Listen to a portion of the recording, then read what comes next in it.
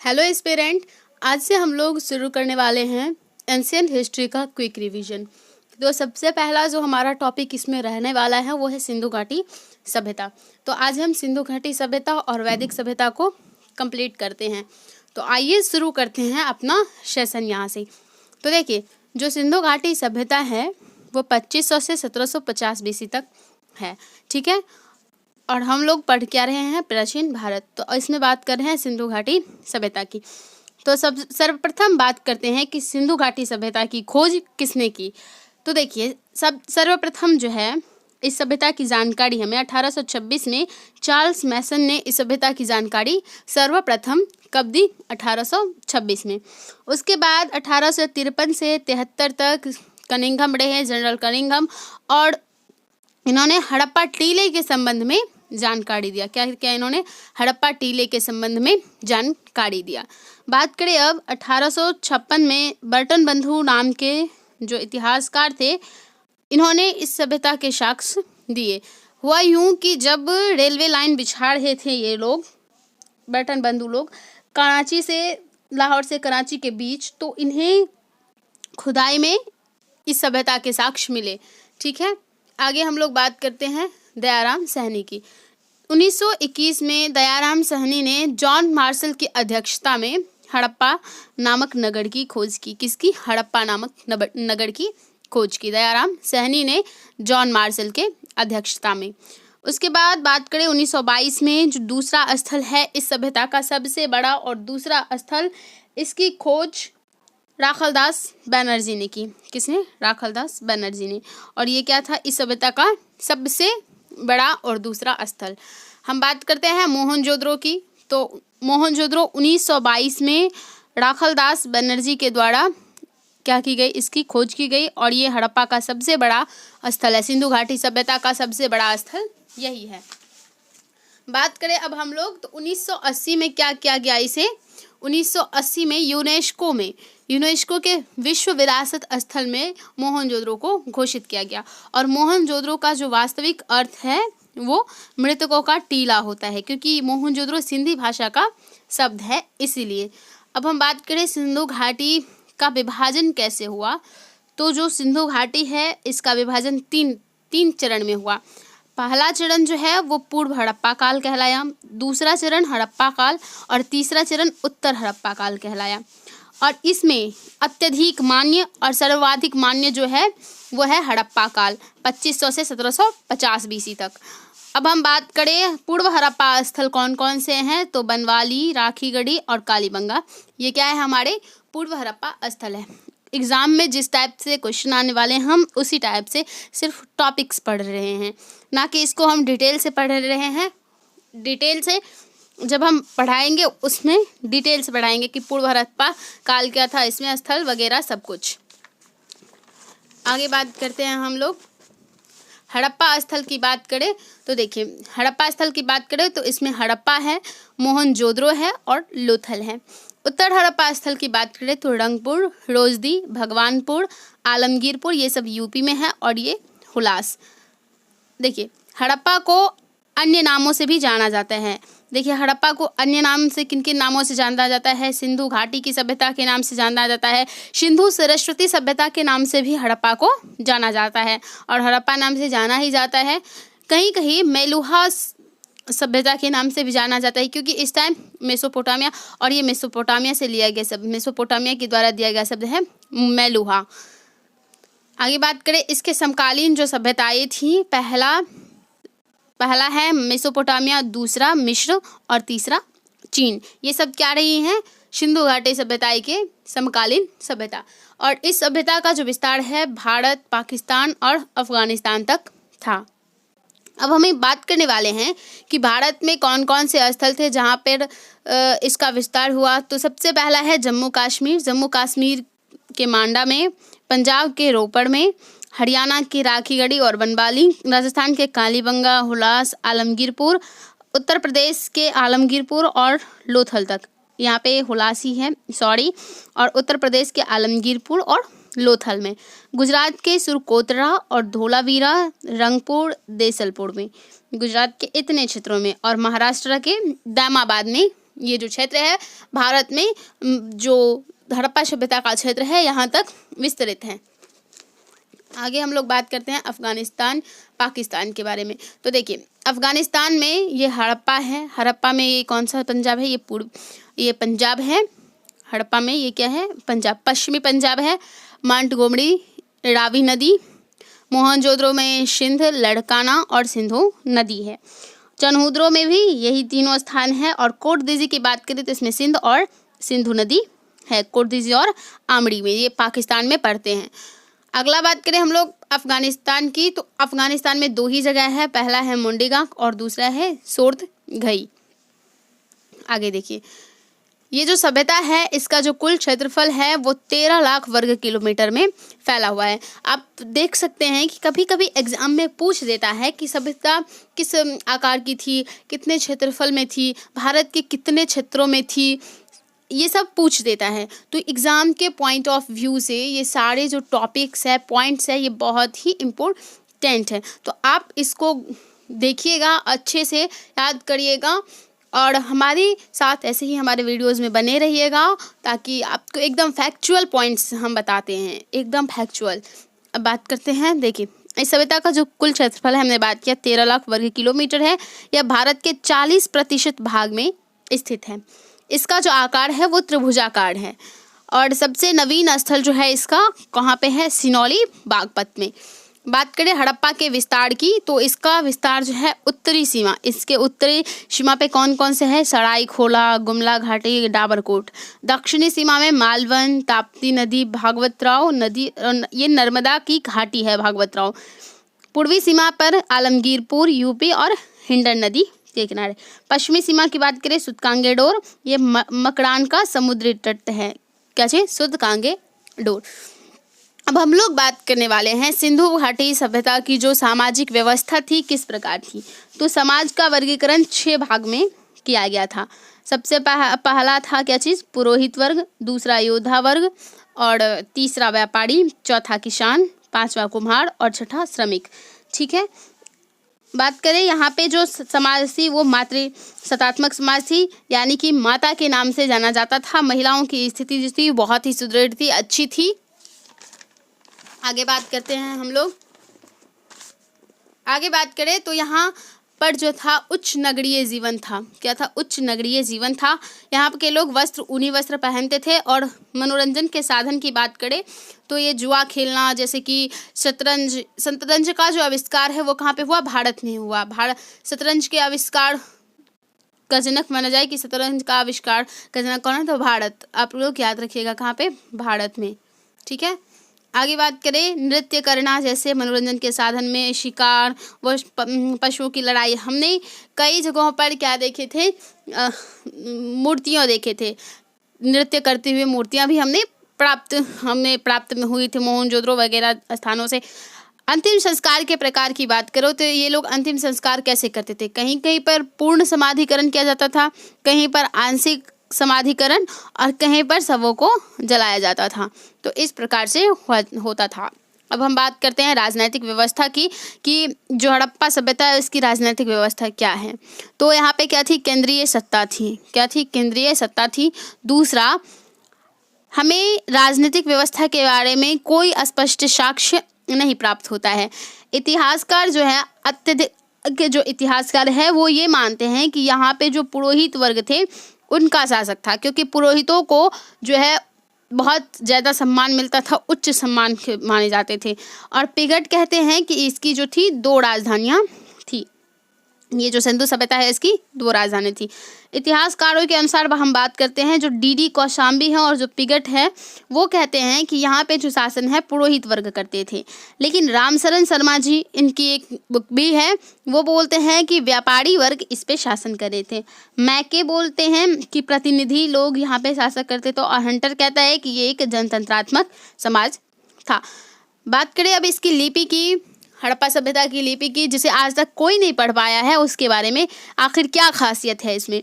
तो देखिए ये क्या है, भाव चित्रात्मक है। इसमें 250 से 400 प्रतीक हैं। ये दाएं से बाएं की ओर लिखा है। इसकी सबसे बड़ी विशेषता यही है कि ये दाएं से बाएं की ओर लिखा गया है और पठनीय है। इसे कोई अभी तक पढ़ नहीं पाया है और ये एक प्रकार की क्या है, मौलिक लिपि है। आगे देखिए, लिपि में जो है सर्वाधिक प्रयोग किसका किया गया है, मछली का। पशुपति शिव जी भी हैं, सभी हैं, लेकिन सबसे अत्यधिक उपयोग मछली का किया गया है। अब हम बात करते हैं इनके आर्थिक व्यवस्था की। तो देखिए, इनका जो मुख्य व्यवसाय है वो क्या था, कृषि। द्वितीयक व्यवसाय क्या था, व्यापार।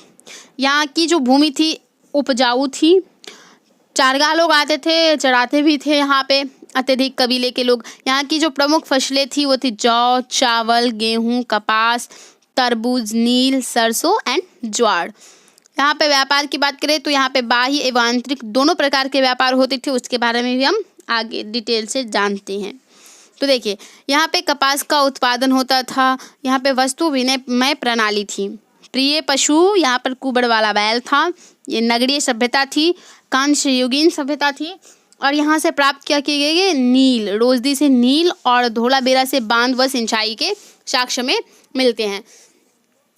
आगे बात करें हम इसके व्यापार की, तो देखिए 2 प्रकार से व्यापार होता था, एक तो बाह्य व्यापार, दूसरा आंतरिक व्यापार। बाह्य व्यापार जो है ये अफगानिस्तान, ईरान और इराक के साथ किया जाता था। जो आंतरिक व्यापार है वो राजस्थान, गुजरात, सिंध, बलूचिस्तान और दक्षिण भारत के साथ किया जाता था। कुछ क्षेत्रों निर्यात क्या किया जाता था, देखिए नील, शीशा, कपास, ऊन और बर्तन निर्यात किए जाते थे। और टीन, अफगानिस्तान, ईरान से टीन आयात, तांबा राजस्थान से आयात किया जाता था। और चांदी ईरान अफगानिस्तान को, शीशा ईरान को, सोना अफगानिस्तान दक्षिण भारत से, और लाजवर जो है वो इराक से आयात किया जाता था। आगे हम बात करते हैं, देखिए इसकी 2 व्यापार केंद्र थी। इसकी क्या थी, 2 व्यापारिक केंद्र थी। कौन कौन सी, पहला तो दिलमून जो कि बहरीन में है और दूसरा मकरान जो कि बलूचिस्तान में है। यहाँ पे पशुपालन की बात करें तो यहाँ पे जो मुख्य पशु थे वो थे ऊंट, सुअर, बिल्ली, हाथी, भेड़, कुबड़ वाला बैल, एक सिंग वाला गेंडा। ये सब क्या था, मुख्य पशु था। इसमें से जो सिंधु घाटी सभ्यता के जो लोग थे वो घोड़ा और शेर से अपरिचित थे। यहाँ पे इसका जो पशुपालन का साक्ष्य हमें कहाँ से मिलता है, लोथल एवं सूरकोतदा से हमें पशुपालन का साक्ष्य मिलता है। अब इनके धर्म की बात करें तो ये व्यक्तिवादी व प्रकृतिवादी अवधारणा पर विश्वास करते थे।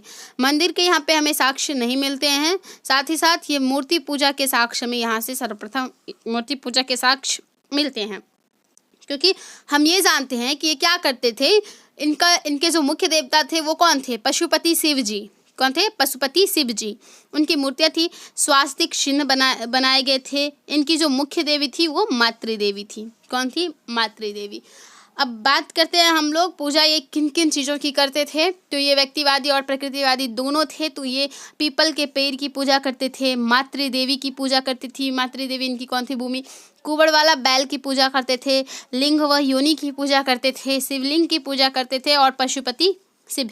इनके जो मुख्य देवता थे वो पशुपति शिव ही थे। अब बात करते हैं पशुपति शिव इतने खास क्यों हैं, आखिर पशुपति शिव हैं क्या।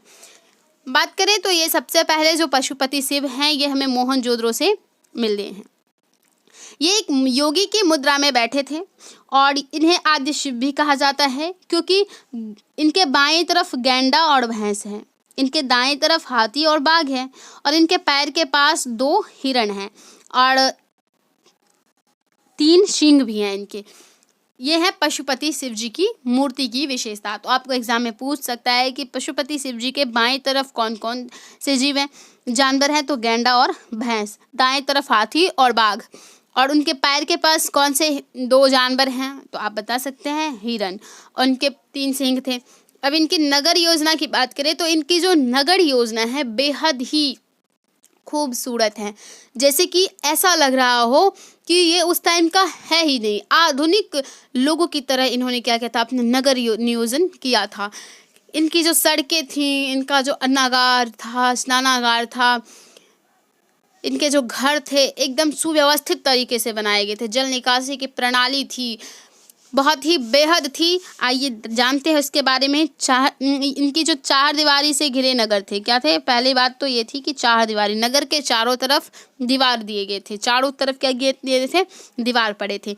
इनका जो नगर है दो भागों में बटा था, एक तो पश्चिम जो उच्च लोग रहते थे और एक पूर्व, इसमें निम्न लोग रहते थे। जो सड़कें हैं वो जाली प्रणाली पर, यानी कि जाल पद्धति ग्रिड प्रणाली पर क्या थी? बनाई गई थी। 90 डिग्री समकोण पर एक दूसरे को सड़कें काटती थी, ताकि अगर हवा की थोड़ी सी झोंके भी चले ना, तो जो सड़कें हैं उसकी गंदगी को लेके वापस चलाई जाए नगर से। इस प्रकार इनकी नगर की जो सड़क है इतनी व्यवस्थित तरीके से बनाई गई थी। बात करते हैं आगे हम लोग। पक्की ईंटों का प्रयोग किया जाता था इनके सड़क बनाने में हो या घर बनाने में हो, मकान बनाने में हो, किसी भी चीज़ में पक्की ईंटों का प्रयोग किया जाता था। इनकी जो ईंटें थी वो चतुर्भुजाकार की थी। कच्ची ईंटें हमें कालीबंगाल से मिलता है, जिनका रेशियो है 4:2:1 देख सकते हैं। और जो हमें इस सभ्यता में जो सबसे बड़ी ईंट है वो मोहनजोदड़ो से प्राप्त हुई है। और उसकी देखिए लंबाई कितनी है, चौड़ाई कितनी है और ऊंचाई कितनी है। जो लंबाई है वो है 51.43 सेंटीमीटर, जो चौड़ाई है वो है 26.27 सेंटीमीटर और जो इसकी ऊंचाई है वो 6.35 सेंटीमीटर।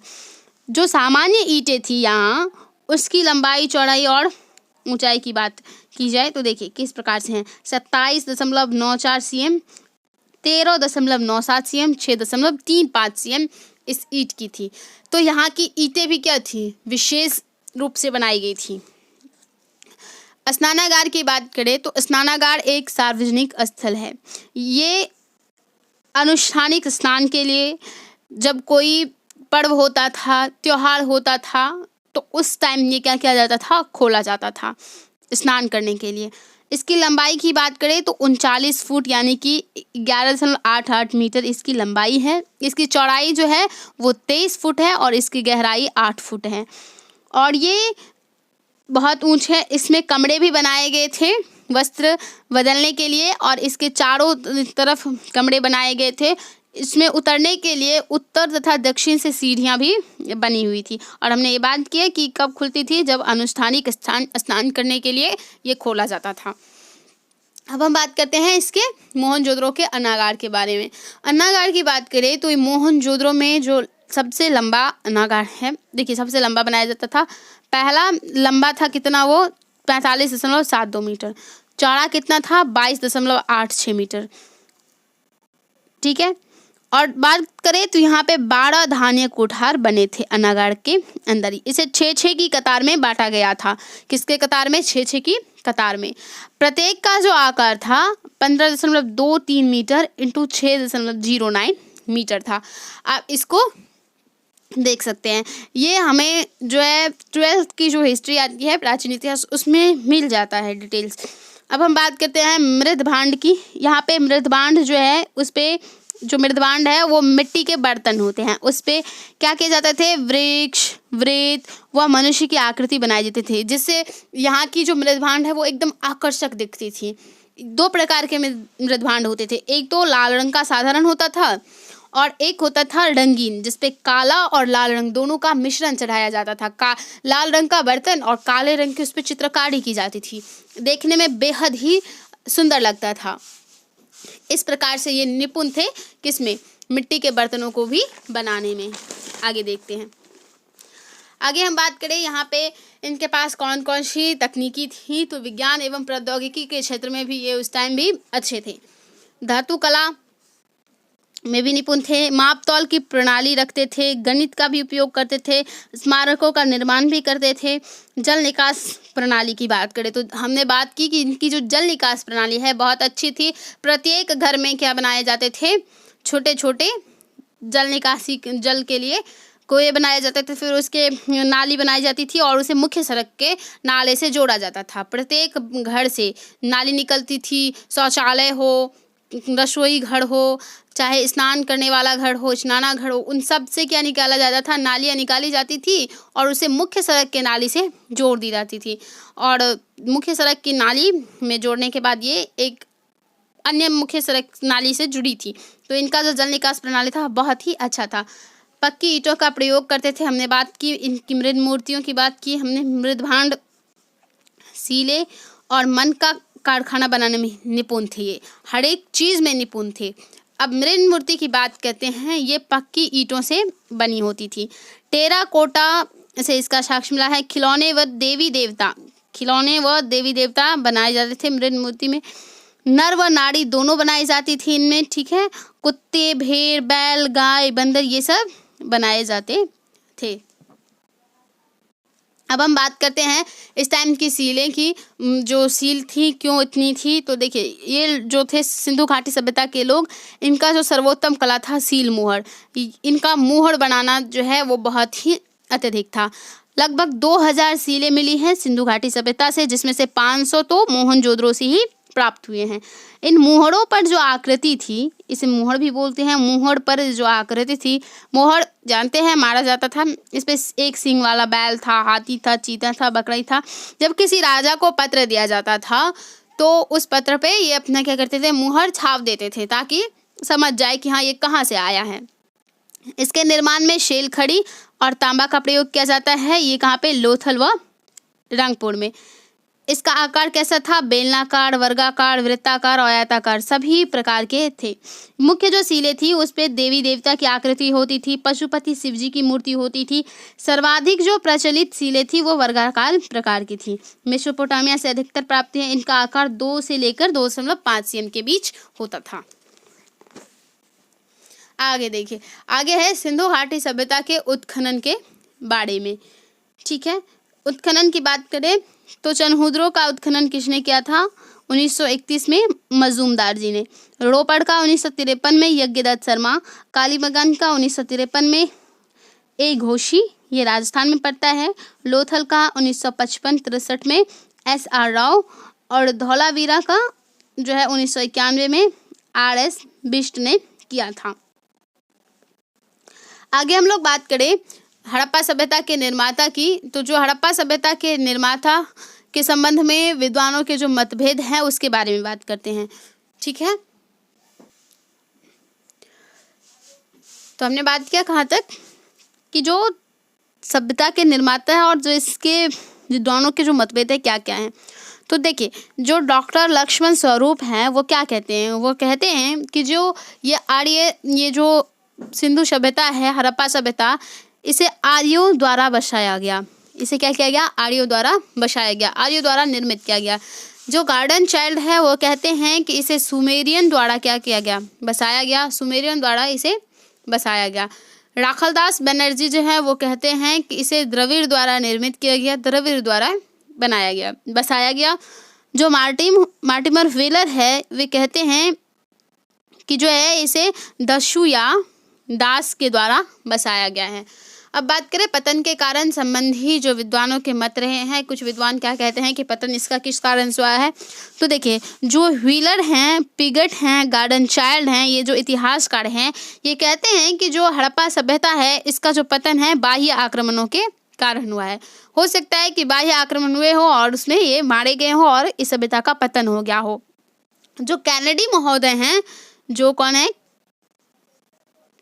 कैनेडी महोदय, वो कहते हैं कि इस सभ्यता का पतन हो सकता है महामारी से। उस टाइम हो सकता है मलेरिया नाम का, या जैसे कोविड-19 इस टाइम चला है उसी टाइम वहाँ पे कोई ऐसा भयानक बीमारी चला होगा जिसके कारण सभी को ये रोग हो गई होगी और वहाँ पे सभी का मौत हो गया होगा, जिसके कारण ये सभ्यता समाप्त हो गई।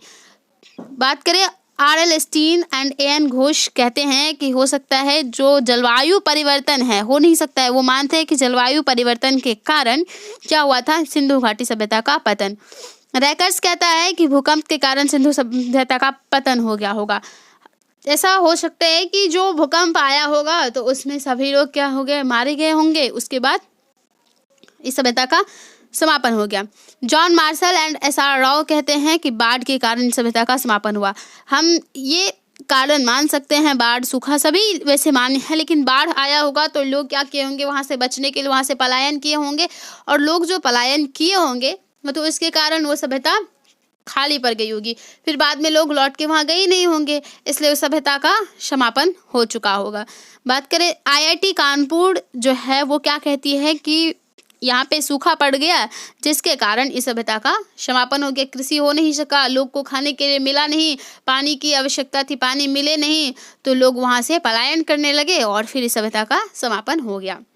इस सभ्यता की जो मुख्य विशेषताएं हैं क्या रही हैं, देखिए हमने ऊपर पढ़ा है कि जो नगरीय सभ्यता थी इसकी मुख्य विशेषता थी कांस्य युगीन सभ्यता, मातृशतात्मक समाज, व्यवस्थित नगर योजना, व्यवस्थित कृषि एवं जो व्यापार है, विज्ञान एवं प्रौद्योगिकी, व्यवस्थित कृषि, व्यापार, आंतरिक एवं बाह्य व्यापार जो है इसकी क्या रही है, मुख्य विशेषताएं रही है। आगे हम लोग बात करते हैं वैदिक काल की। अब क्योंकि सिंधु सभ्यता का जो टॉपिक था वो हमारा वहीं पे वाइंड अप होता है और अब हम बात करने वाले हैं वैदिक काल की। तो देखिए वैदिक काल कब से माना जाता है, जब क्या होता है भारत में आर्यों का आगमन होता है, उसी टाइम पीरियड को वैदिक काल माना जाता है। तो ऐसा माना जाता है कि जो आर्य हैं वो 1500 BC में भारत आए थे और इसी टाइम से वैदिक काल शुरू हुआ। वैदिक काल को दो भाग में बांटा जाता है, एक तो ऋग्वैदिक काल, दूसरा उत्तर वैदिक काल। ऋग्वैदिक काल जो है वो 1500 से 1000 BC तक माना जाता है और 1000 से 600 BC तक उत्तर वैदिक काल माना जाता है। तो सबसे पहले हम बात करते हैं ऋग्वैदिक काल की। तो ये 1500 से 1000 BC के बीच है। इसके जो संस्थापक हैं वो आर्य हैं। आर्य जो है, आर्य किसे कहा जाता है, एक श्रेष्ठ व्यक्ति या फिर जो उच्च कुल में जन्मा हो वो व्यक्ति, उसे क्या कहा जाता है, आर्य कहा जाता है। आर्य शब्द का अर्थ है क्या चीज, आर्य शब्द का उल्लेख ऋग्वेद में 176 बार किया गया है। आर्य शब्द की जो आरंभिक जानकारी है वो हमें वेदों से मिलती है और हमारे जो वेद हैं कितने हैं, 4 हैं। वेदों की संख्या कितनी है, 4 हैं। चारों वेद कौन कौन से हैं, देखिए ऋग्वेद सबसे बड़ा एवं पुराना है। ऋग्वेद के 10वें मंडल, ऋग्वेद में टोटल 10 मंडल है। तीसरे मंडल में गायत्री मंत्र है और इसमें 10 वर्ण यानी कि 10 वर्ण विभाजन, 10वें मंडल में वर्ण विभाजन दिया गया है और इसमें 1028 सूक्त है। आपको हमारा वीडियो अगर पसंद आ रहा हो तो हमारे चैनल को ज़रूर सब्सक्राइब करें, क्योंकि अगर आप सब्सक्राइब करते हैं तो उससे हमें क्या होता है, मोटिवेशन मिलता है वीडियो बनाने का। ठीक है, तो आप सब्सक्राइब करिएगा और कमेंट में बताइएगा कि कैसा लग रहा है हमारा वीडियो। अब बात करते हैं सामवेद की। सामवेद को संगीत का जनक भी कहा जाता है, क्योंकि इस टाइम में क्या हुआ, संगीत का उद्भव हुआ, संगीत का प्रसार हुआ। यजुर्वेद में यज्ञों की विधियां दी गई हैं और अथर्ववेद में तंत्र मंत्र, जादू टोने एवं औषधियों का वर्णन किया गया है। जो अत्यधिक जादू टोने हैं, अंधविश्वास हैं, वो अथर्ववेद से ही फैलने लगे। अब हम देखते हैं वेद का अर्थ। वेद शब्द का जो अर्थ है उसका अर्थ क्या होता है, ज्ञान होता है। वेद के रचयिता महर्षि कृष्ण द्वैपायन थे और भारतीय चिकित्सा विज्ञान को आयुर्वेद कहा जाता है। भारत में जो चिकित्सा विज्ञान है उसको आयुर्वेद कहा जाता है। इसलिए जो औषधियों के द्वारा बनाई जाती हैं दवा, उसको आयुर्वेदिक दवा कहा जाता है, क्योंकि आयुर्वेद से बना होता है। इसका उद्भव अथर्ववेद से होता है। आयुर्वेद का उद्भव कहाँ से होता है, अथर्ववेद से होता है। हम बात करें वैदिक साहित्य कौन कौन से थे, तो वेद, उपवेद, ब्राह्मण ग्रंथ, उपनिषद, महाकाव्य, अरण्यक, वेदांग एंड पुराण, ये सब क्या थे, वैदिक साहित्य थे। वैदिक युग के ये सब साहित्य थे। देखिए वैदिक साहित्य में क्या सब है, तो सबसे पहले वेद में देखिए ऋग्वेद का जो उपवेद है वो है आयुर्वेद, सामवेद का गंधर्व वेद, यजुर्वेद का धनुर्वेद युद्ध और कला स्थापत्य, और अथर्ववेद का मूर्ति कला एवं स्थापत्य कला। देखिए क्या है कि अथर्ववेद में मूर्ति कला एवं स्थापत्य कला ज़्यादा हुआ। इसके उपवेद की हम लोग बात कर रहे हैं। ठीक है, क्या है, मूर्ति एवं कला, स्थापत्य कला। तो इससे क्या माना जाता है, अथर्ववेद का जो उपवेद है वो क्या है, शिल्पवेद। क्या है अथर्ववेद का उपवेद, शिल्पवेद। और इसका धनुर्वेद ये युद्ध एवं कला स्थापत्य के लिए जाना जाता है। इसका गंधर्ववेद। हमने इसके उपवेद देखे, वेद के क्या देखे, उपवेद देखे। अब हम बात करते हैं ऐसे ब्राह्मण ग्रंथ। ऋग्वेद के कौन से ब्राह्मण ग्रंथ हैं, सामवेद, यजुर्वेद सबके। तो देखिए ब्राह्मण ग्रंथ में यज्ञ, अनुष्ठान आदि की क्या की गई है, व्याख्या की गई है ब्राह्मण ग्रंथ में। तो अब बात करें वेद ऋग्वेद के जो ब्राह्मण ग्रंथ है वो है ऐतरेय एवं कौशितकी, सामवेद के जैमिनीय और यजुर्वेद के तैत्तिरीय एवं शतपथ ब्राह्मण और अथर्ववेद के गोपथ ब्राह्मण हैं। क्या चीज़? ब्राह्मण ग्रंथ। अथर्ववेद के ब्राह्मण ग्रंथ कौन से हैं? गोपथ ब्राह्मण ग्रंथ। आगे हम लोग बात करते हैं अरण्यक। अरण्यक का जो वास्तविक अर्थ होता है वो जंगल होता है। क्या होता है? जंगल होता है। क्योंकि कभी कभी आपने रामायण में देखा होगा, जब वो अरण्य कांड आते हैं तो उसमें जंगलों का दृश्य दिखाया जाता है।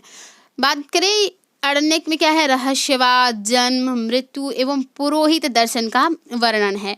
जन्म रहस्यवाद है, मृत्यु का दर्शन है, सबका दर्शन का, पुरोहित दर्शन का क्या है इसमें वर्णन है अरण्यक में।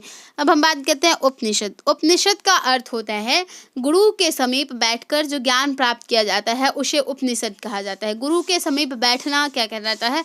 उपनिषद। बात करें दार्शनिक एवं आध्यात्मिक ज्ञान पर यह आधारित होता है और इसे वेदांत भी कहा जाता है। इसकी जो कुल संख्या है वो कितनी है? 108 है। प्रमुख जो उपनिषद हैं वो देखिए, ऋग्वेद के हैं ऐतरेय और कौशितकी, सामवेद के छांदोग्य व केना उपनिषद, यजुर्वेद के तैत्तिरीय, बृहदारण्यक और कठोपनिषद, अथर्ववेद के जो हैं प्रश्नोपनिषद, मुंडकोपनिषद और मांडूक्योपनिषद क्या है? अथर्ववेद के उपनिषद। अब बात करें महाकाव्य की तो हमारे पास दो ही महाकाव्य हैं, एक तो रामायण और दूसरा महाभारत। रामायण के रचयिता जो हैं वाल्मीकि जी हैं और वेदव्यास महाभारत के। सर्वप्रथम रामायण में सिर्फ 6000 श्लोक थे, उसके बाद 12000, उसके बाद 24000 हुए। बात करें महाभारत में 6000 थे, 24000 जब थे जब इसे जय संहिता कहा जाता था, और जब इसमें 1,00,000 हुए तो इसे सत्र संहिता कहा जाने लगा। ठीक है। अब हम बात करते हैं वेदांग की। वेदों के अर्थ को समझने में सहायक होता है कौन? वेदांग। ये कम शब्दों में अधिक तथ्य रखता है, अधिक तथ्य को समझाने का प्रयास करता है। और 600 ईसा पूर्व के बाद सूत्रकाल हुआ, 600 ईसा पूर्व के बाद इसका सूत्रकाल हुआ। बात करते हैं आगे हम लोग बात करते हैं हमारे जो वेदांग हैं कितने हैं? हमारे 6 वेदांग हैं। कितने वेदांग हैं? 6 वेदांग हैं। कौन कौन से हैं? देखिए 6 वेदांग, एक है शिक्षा, एक है कल्प, एक है व्याकरण, एक निरुक्त, एक छंद और एक ज्योतिष। ये क्या है? 6 हमारे वेदांग है। अब बात करें आगे आर्यों के मूल निवास है उसके हेतु विद्वानों के क्या तर्क हैं, क्या तथ्य हैं, उसके बारे में देखते हैं। तो देखिए सर्वप्रथम जो तिलक हैं वो क्या कहते हैं कि जो ये आर्य हैं ये आर्कटिक क्षेत्र से आए हैं। दयानंद सरस्वती कहते हैं कि तिब्बत क्षेत्र से आए हैं। अविनाश चंद्र दास कहते हैं कि ये सप्त सैंधव प्रदेश से आए हैं, क्योंकि इनको सप्त सैंधव प्रदेश की बहुत अच्छी जानकारी है। विलियम जोन्स कहता है कि यूरोप से आए हैं। मैक्स मूलर मध्य एशिया से, और प्रोफेसर पेनका कहते हैं कि जर्मनी के मैदान से आए हैं। पी गाइल्स कहते हैं कि हंगरी से आए हैं। कैसे? हंगरी से आए हैं। अब हम बात करें तो इसमें जो सर्वाधिक मान्य सिद्धांत है वो मैक्स मूलर जी के सिद्धांत को सर्वाधिक माना गया, क्योंकि एक प्रसिद्ध अभिलेख है बोगाज कोई अभिलेख। क्या है? बोगाज कोई अभिलेख। ये मध्य एशिया से 1400 BC में प्राप्त होता है, और इसमें जितने भी वैदिक देवता हैं इंद्र, वरुण, मित्र, नास्ते, इन सब का वर्णन मिलता है। इसलिए ये माना जाता है कि हो सकता है कि ये मध्य एशिया से ही आए हों। और दूसरा साक्ष्य जो है वो क्या है? मानव कंकाल तंत्र। वहां से क्या मिले हैं? मानव के कंकाल तंत्र के साक्ष्य मिले हैं। अब बात करें हम आर्यों के विस्तार की, तो ये क्या है कि ये मध्य एशिया में, ये कहाँ था पहले? मध्य एशिया से ये अफगानिस्तान आए, अफगानिस्तान से ये पंजाब आए, पंजाब से ये हरियाणा आए, हरियाणा से ये दिल्ली की तरफ आए, दिल्ली से ये पश्चिमी उत्तर प्रदेश, उसके बाद ये पूर्वी उत्तर प्रदेश, उसके बाद ये बिहार के मगध में प्रवेश किए, और यहाँ पे फिर इनका विकास चालू हुआ। देखिए तीव्र गति से इनके विस्तार का क्या कारण रहा? घोड़ों द्वारा रथ को खींचना, हथियारों का बनाना, लोहे से हथियारों का बनाना, युद्ध में कवच का प्रयोग करना और राष्ट्र के प्रति समर्पण, ये क्या है इसके विस्तार के कारण। इनकी भौगोलिक स्थिति की बात करें तो ऋग्वेद में बताया गया है कि आर्यों को सप्त सैंधव की जानकारी थी। क्या बताया गया है कि जो आर्य हैं इनको पहले से ही सप्त सैंधव प्रदेश की जानकारी थी। जो सिंधु नदी है ये सबसे अधिक बार इसका उल्लेख कहाँ किया गया है? ऋग्वेद में। इस सभ्यता की जो दूसरी महत्वपूर्ण नदी है वो क्या है? सरस्वती। और सरस्वती को नदीतमा भी कहा गया। क्या चीज? नदीतमा। और ये क्या है? इस सभ्यता की सबसे पवित्र नदी। क्या है? सबसे पवित्र नदी। और ऋग्वेद में गंगा का सिर्फ एक बार उल्लेख है, यमुना का सिर्फ 3 बार, और जो अधिकतम उल्लेख है वो सरस्वती नदी का किया गया है। ऋग्वेद में कुल 21 नदियों का वर्णन किया गया है। बात करिए सप्तशंधा प्रदेश क्या है, तो देखिए सिंधु, सरस्वती और उनकी जो 5 सहायक नदियां हैं वो क्या है? सप्तशंधा प्रदेश। जैसे कि झेलम, चेनाब, सतलज, रावी, व्यास, सिंध और घग्गर। देखिए ये इनके प्राचीनतम नाम है। ये क्या है? इनके प्राचीनतम नाम। वितस्ता, अश्किनी, शतुद्री, परुष्णी, बेपाशा, सिंधु और द्रस्वती। ये बहुत ही इम्पोर्टेंट है एग्जाम के पॉइंट ऑफ व्यू से, क्योंकि कभी कभी पूछ देता है कि झेलम का प्राचीन नाम क्या था? वितस्ता। आप इसे अच्छे से याद करिएगा क्योंकि ये बहुत ही महत्वपूर्ण है, वनडे एग्जाम्स के लिए भी बहुत महत्वपूर्ण है। आगे बात करते हैं हम लोग पर्वतमाला की। देखिए जो ये ऋग्वेदिक लोग थे, जो आर्य लोग थे, ये ऋग्वेद में पर्वतों का वर्णन भी किया गया है क्योंकि ये पर्वत से भी परिचित थे। ये हिमवंत और मुजवंत जो कि हिमालय एवं अरावली क्षेत्र में है, इससे भी परिचित थे। पर्वतमाला और मरुस्थल को ये लोग धन्व कहते थे। क्या चीज़? धन्व कहते थे। क्या चीज़? धन्व। आगे हम इनके समाज की बात करें तो यहाँ पे वर्ण व्यवस्था थी। 4 वर्ण थे। ये कर्मों के आधार पर विभाजित थे, ब्राह्मण, क्षत्रिय, वैश्य एवं शूद्र। आगे देखिए इनका जो प्रारंभिक जीवन था 2 भागों में विभाजित था। पहला आर्य, दूसरा अनार्य। वर्णों के स्रोत ऋग्वेद के 10वें मंडल में वर्णों के स्रोत के बारे में बताया गया है और पुरुष सूक्त में जो ये चारों वर्ण हैं इनके उद्भव के बाद सिद्धांत दिए गए हैं। कहा गया है कि ये ब्रह्मा के शरीर से उत्पन्न हुए हैं, जैसे कि ब्रह्मा के मुंह से पुरोहित, भुजा से क्षत्रिय, जंघा से वैश्य और पैरों से शूद्र ने जन्म लिया है। आगे देखिए यहाँ पे जो दास प्रथा थी वो प्रचलन में थी। घरेलू कार्यों के लिए भी दास नियुक्त किए जाते थे। पुरुष एवं स्त्री दोनों ही दास का कार्य करते थे। आर्य और अनार्य थे वो भी कार्य करते थे। ठीक है, यहाँ पे प्रारंभिक जीवन में 2 भाग थे, आर्य एवं अनार्य। आर्य किसे कहा जाता था? देखिए जो आर्य थे वो क्या करते थे? जो गोरे, चिट्टे, लंबे कद के थे उसे आर्य कहा गया। जो काले थे, थोड़ा सांवले थे, हाइट में छोटे थे, उन्हें अनार्य कहा गया। इस प्रकार से बट गया। अब हम बात करते हैं महिलाओं की स्थिति की। तो जो महिलाओं की स्थिति थी वो बहुत अच्छी थी। इन्हें शिक्षा और पुनर्विवाह का अधिकार था। इन्हें अन्य अधिकार, संपत्ति का अधिकार, राजनैतिक अधिकार भी प्राप्त था। बाल विवाह, सती प्रथा और पर्दा प्रथा यहाँ पे प्रचलित नहीं था। ऋग्वैदिक काल में क्या था? बाल विवाह, सती प्रथा और पर्दा प्रथा प्रचलित नहीं था। आगे देखते हैं। आगे देखिए क्या है कि प्रचलन में क्या क्या था।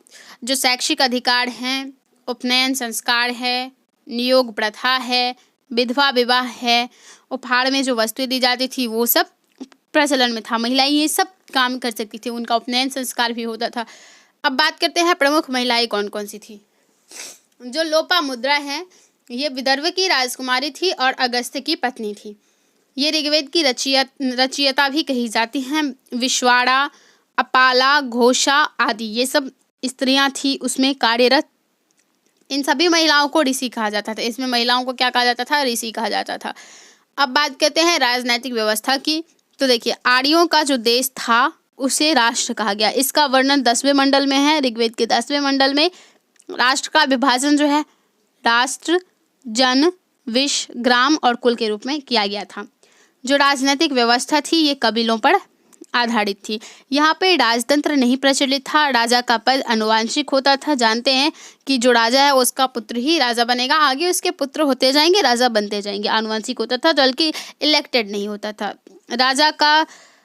राजा सर्वोच्च नहीं होता था। राजा का चुनाव होता था। सभा और समिति क्या करती थी? राजा का चुनाव करती थी। होता था आनुवंशिक ही, लेकिन फिर भी सभा समिति यहाँ पे चुनाव करती थी राजा का।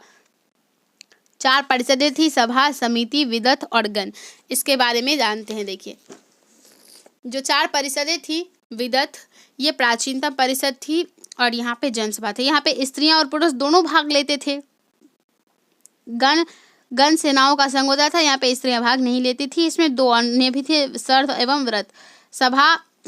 सभापतियों के लिए होता था, इसमें महिलाएं और पुरुष दोनों भाग लेते थे। समिति जो थी ये आम लोगों की सभा थी, इसमें महिलाएं भाग नहीं लेती थी, लेकिन बाद में लेने लगी। आगे बात करें हम लोग 12 रत्नी की, तो 12 रत्नी का जो साक्ष्य में ऋग्वेद व यजुर्वेद से मिलता है। इसमें 12 रत्नी कौन कौन से थे? पुरोहित, सेनानी, ग्रामणी, रथकार, दुर्गपति, कुलप या फिर मुखिया, उग्र, जीव और जो गृह थे, ये सब 12 रत्नी में शामिल थे। अन्य जो थे, एक थे मध्यमशी यानी न्याय के लिए, और एक है प्रश्न विनाक, न्यायाधीश को प्रश्न विनाक कहा जाता था। अब अर्थव्यवस्था की बात करें तो इनका जो मुख्य व्यवसाय था वो क्या था? पशुपालन। द्वितीय व्यवसाय कृषि, और इनका जो प्रिय पशु था वो था गाय, अघन्या जिसे मारा ना जा सके, गविष्टि और गोप्ता जनस। ये सब क्या थी इनकी प्रिय पशु। आगे देखिए, आगे हम लोग बात करें, आगे कर व्यवस्था की बात करें तो कर व्यवस्था नियमित नहीं थी। कर व्यवस्था बलि के रूप में ली जाती थी। बलि क्या है? यहाँ पे राजाओं को प्रजा के द्वारा जो कर दिया जाता था या मानिए उपहार दिया जाता था उसे बलि कहा जाता था। तो कर दिया जाता था 1/6 के भाग में। सिक्कों के साक्ष्य नहीं मिलते हैं। निष्क, सोने के आभूषण को निष्क कहा जाता है, और यहाँ पे व्यापार सीमित था। बेकनाट, साहूकार को बेकनाट, अन्य शिल्पकार को बढ़ई, रथकार, बुनकर, कुम्हार ये सब कहा जाता था। जो व्यापार नियमन था उसको पनी कहा जाता था। क्या चीज? पनी। कुछ महत्वपूर्ण शब्द हैं, जैसे कि देखिए, हल को लांगल कहा जाता था, अनाज नापने वाले पात्र को उर्दर कहा जाता था, कुआं को अवत कहा जाता था, और जो हल से बनी कूड़ होती थी उसे सीता कहा जाता था। आगे बात करें हम लोग कृषि की, यहाँ पे भूमि पर निजी अधिकार किसी का नहीं होता था, बल्कि सामूहिक अधिकार था। सब सामूहिक रूप से कृषि करते थे। ऋग्वेद के 4थे मंडल में कृषि का वर्णन मिलता है। कहाँ पे? ऋग्वेद के 4थे मंडल में। कृषि भूमि को उर्वरा कहा जाता था। क्या चीज? कृषि भूमि को क्या कहा जाता था? उर्वरा। अब देखिए, अब हम बात करते हैं धर्म की, तो यहाँ पे ईश्वर की प्रकृतिवादी अवधारणा पर विश्वास किया जाता था। ये बहुदेववाद पर आधारित था। धर्म उपासना की जो पद्धति थी, प्रार्थना और यज्ञ था। 33 देवी देवता 3 समूहों में विभाजित थे। क्या थे? 33 देवी देवता थे और ये 3 समूहों में विभाजित थे। तो देखते हैं, देखिए 33 देवी देवता 3 समूह में थे। पहला, आकाश देवता में सूर्य, वरुण, मित्र, अश्विन, आदित्य और उषा। दूसरे में इंद्र, रुद्र, मारुत और वायु अंतरिक्ष देवता। पृथ्वी देवता पृथ्वी, अग्नि, सोम और सरस्वती, ये सब क्या थी? पृथ्वी देवता थी। अगला देखिए, कुछ प्रमुख नेता हैं इसमें, जैसे इंद्र को सबसे शक्तिशाली देवता कहा गया। इन्हें युद्ध व वर्षा का देवता कहा गया। पुरंदर कहा गया। ऋग्वेद में इनका 250 बार वर्णन किया गया। कितनी बार? 250 बार। अग्नि ये सबसे शक्तिशाली देवता थे। दूसरे, इन्हें आग का देवता, इन्हें मनुष्य और ईश्वर के बीच मिलाने वाले व्यक्ति यानी कि मध्यवर्ती कहा गया। ऋग्वेद में इनका 200 बार वर्णन मिलता है। आगे देखिए, आगे है वरुण और नास्त्य। वरुण, ब्रह्मांड को व्यवस्थित रखना वरुण का कार्य था और इन्हें समुद्र एवं जल का देवता कहा जाता है। नास्त युवाओं के देवता थे। और आगे बात करें, इसमें और कुछ देवी देवता हैं प्रमुख, जैसे सौर देवता हैं सूर्य, सावित्री देवी, पूषण यानी कि पशु का देवता। सावित्री देवी की बात करें, ये प्रकाश की देवता हैं। सावित्री प्रकाश का देवता। क्या है सावित्री? प्रकाश का देवता। प्रसिद्ध गायत्री मंत्र जो है वो सावित्री को समर्पित है। किसको? सावित्री को समर्पित है। अदिति जो है वो सूर्य की माता है। आगे की बात हम कल के वीडियो में करेंगे। इससे इम्पोर्टेंट जो भी रहेंगे, सिंधु और सभ्यता और ऋग्वैदिक सभ्यता के बीच क्या अंतर रही है इसके बारे में, और जितने भी मुख्य पॉइंट्स हैं उन सब के बारे में कल हम बात करने वाले हैं। आपको हमारा अगर वीडियो पसंद आया है तो इसे लाइक एंड सब्सक्राइब करें और हमें कमेंट में बताएं कि आपको कैसा लगा। और धन्यवाद। आज के लिए बस इतना ही।